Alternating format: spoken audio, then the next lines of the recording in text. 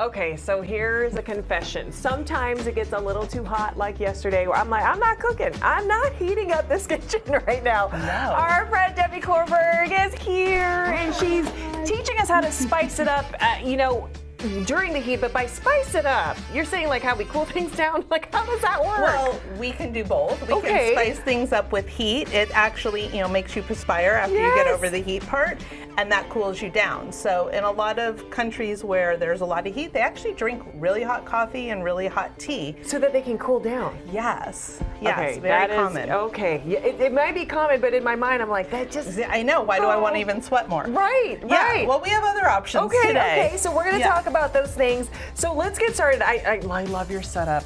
I asked for a fork right away. I came out and I said, are the hold forks? on, where do I start? So what do we have here? So I'll start on this side and work our way over. So we have some flatbread spiced with za'atar.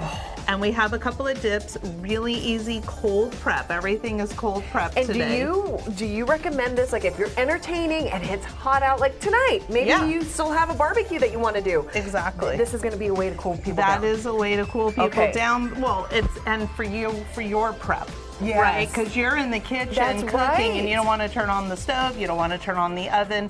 These are all cold prep solutions. So smart. Okay, so we've got the dips. So we have a rosemary garlic salt with yogurt dip. We have a tzatziki dip with fresh cucumber, which is also very refreshing, and mint. And hummus with some seasoning and olive oil. Okay. Here we have, so I love this dish because it's fruit, it's watermelon, but it's a side dish. Javon has already earmarked it. He's saying it's his. Did he mark it really? He did. That's really interesting because I'm pretty sure I did. Whoa. Oh, that's No, you gotta take a second bite, so then it's all of yours. All right. So this is watermelon, fresh mint, So good. feta, and a little bit of sumac. That's delicious. You could add some Aleppo or chili pepper to this if you want to give it a kick, so you can sweat it out and hydrate it at the same time with the water in the watermelon. That's delicious. This is one of my favorites. Is this dessert? This is a cold dessert. I love literally made this morning as I was loading up my car. I set the KitchenAid, and 5 minutes and you have whipped cream. Huh? Oh, yeah. okay. December, I'm going to talk more about it with poached pears, but here's the teaser. Okay. Yes. Okay. I like that. And then also you were talking. So we were going to talk about Caesar salad. Caesar salad, cold prep. Confession, I did make the croutons, but you could buy a bag and not have to turn on your stove or toaster oven. But if you can make your own, why not? Yeah, you can put those in the toaster oven, minimal heat. Okay. And these are seasoned also with the rosemary garlic. And now we get to the making of the Caesar salad. Let's do it. So who doesn't love a good Caesar? Oh, I love Caesar salad. Yes. So this is a fun little gadget. This has the lettuce in there that I washed, and get the kids involved. And you get the water out. You get the water out. My parents have that. That's so much fun. Yeah.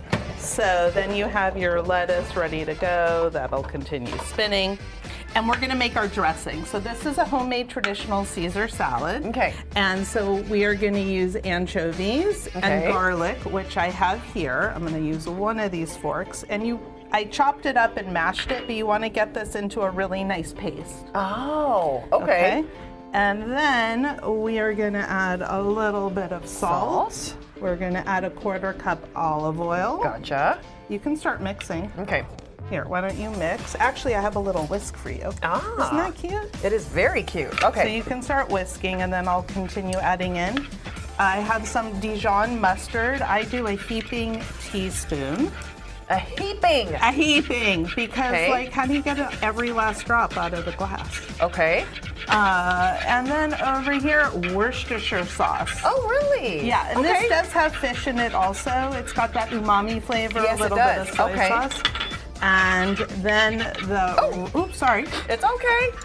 Watch Let this. me get that. Oh, well, I was going to lick it off, but you know. Okay. Okay, So here we go. that is 1 egg.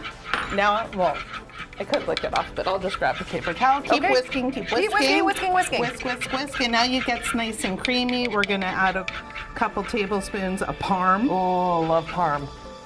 All right. Ooh, whisk. Make sure I didn't forget anything. Oh, yeah. That's at the end. Okay. Now we're going to add. Here we go. Do I still whisk? You can Oh, whisk. I just realized What's stuck in the whisk. Oh, that's all right. Give it a really good thing. There we go. Fly And we're gonna- everywhere and to then get it's on the gonna camera. mix. Yeah, so we're gonna toss that up, and over here, I added some jerky. Oh, instead of bacon, huh? Instead of bacon, Okay. or you could use, this is ahi jerky. So I'm tossing it in. You can put some in there. Yeah, throw that in. All of it? Sure. Okay. And then you can add some of the croutons. Oh, croutons first. Croutons. There we go. Yeah. I did wash my hands, viewers. All right, now as you keep doing this, Debbie, I'm just gonna let folks know, here's the thing. If you want more information on any of these meals here, I can't wait to try this. Yeah. And here's what you do. You go to our website, fox5sandiego.com, click the Scene on tab. We'll get you linked All up the with recipes Debbie are there. and with all her spices. It's like I don't know where to go first. We're gonna go and break, and thank goodness, because I'm about to stuff my face.